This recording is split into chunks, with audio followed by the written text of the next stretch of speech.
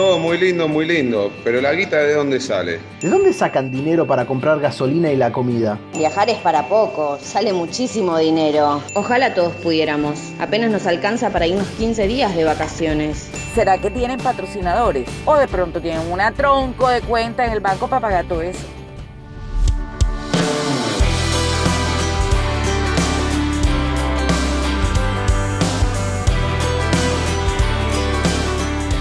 ¿Sabes lo que sería lo mejor que te podría pasar en un viaje? Sería que te quedes sin dinero.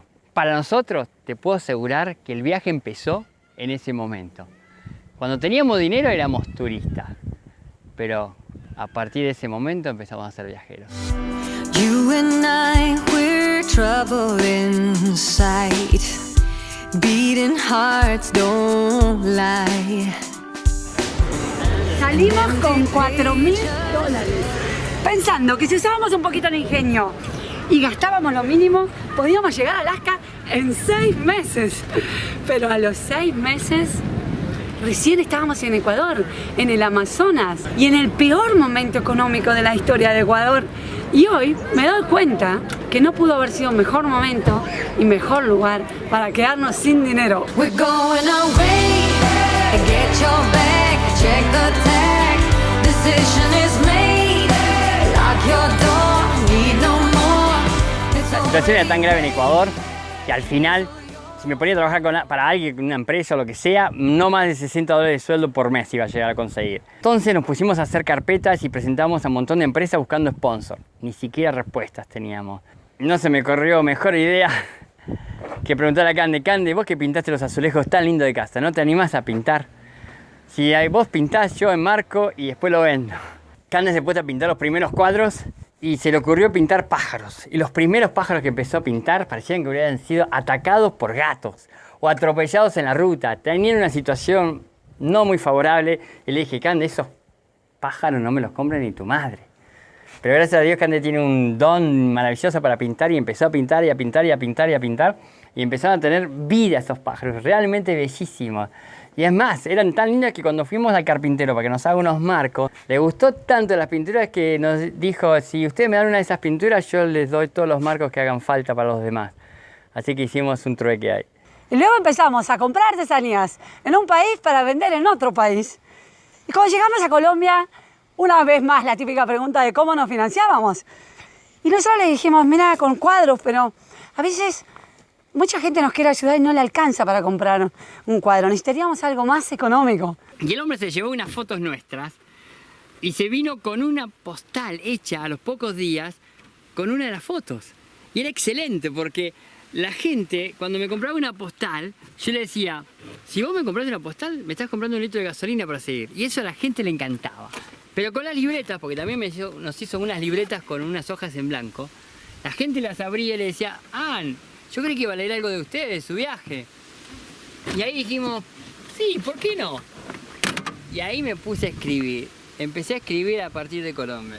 Bueno, con esto es nuestro primer librito. Nuestro primer librito que no llega ni a las 100 páginas y contaba cómo poder llegar a cumplir un sueño.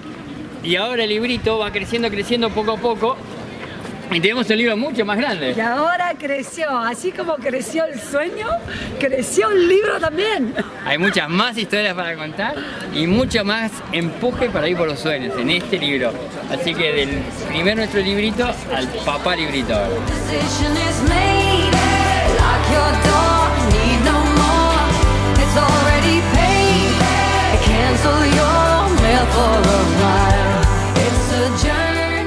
Yo siempre quise escribir, pero creí que escribir era para escritores. En Costa Rica nos pusimos a imprimir y llegamos a la Feria del Libro de Costa Rica, pero sin haber logrado llegar a pegar las tapas.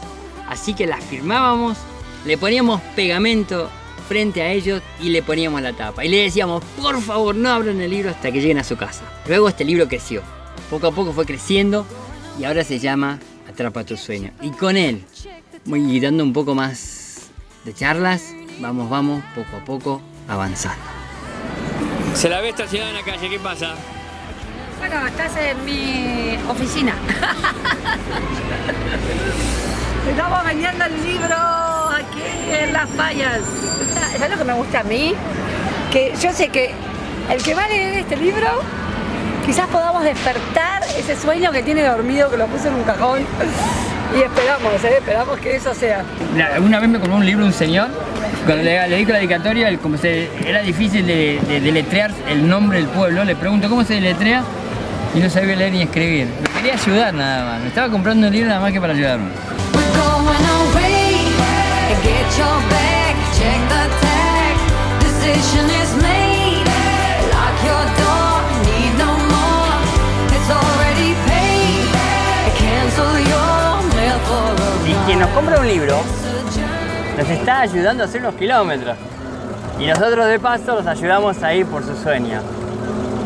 Y la gente nos pregunta, pero ¿solo con el libro alcanza? Para llegar al próximo pueblo necesitamos hacer muy poco. Y una vez ahí haremos lo que haga falta para llegar al próximo. Y así una y otra vez. We belong. Hang on. I cannot go wrong. God, I'm praying I'm not alone. Un sueño que se cumple con dinero, ese es un sueño barato. Un sueño verdadero es aquel que se cumple con ganas. Aquel que tiene ganas, ¿cómo lo parás?